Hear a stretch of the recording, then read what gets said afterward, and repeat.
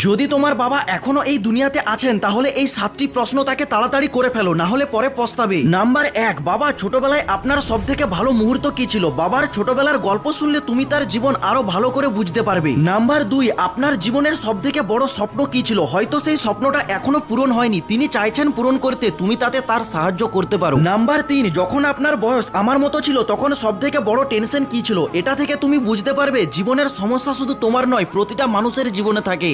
Number 4, যখন আপনি মাকে বিয়ে করেছিলেন তখন আপনার ফিলিংস কেমন ছিল? এটা থেকে তুমি জানতে পারবে ওনার লাভ স্টোরির এক অজানা কাহিনী। নাম্বার 5, আপনার জীবনের সব থেকে বড় সিদ্ধান্ত কি ছিল? এই প্রশ্নটা থেকে তুমি জীবনের একটা বড় শিক্ষা পাবে যেটা বইয়ের পাতায় লেখা থাকে না। নাম্বার 6, আপনার সব থেকে ভালো বন্ধু কে ছিল আর আজ সে কোথায়? এটা থেকে তুমি বন্ধুত্ব আর পেরিয়ে যাওয়া সময়ের একটা বড় শিক্ষা পাবে। নাম্বার 7, যাওয়ার আগে তোমার বাবাকে নিয়ে কমেন্টে একটা ভালো মেসেজ লিখে যাও যাতে উনিও বুঝতে পারেন তুমি তাকে কতটা ভালোবাসো।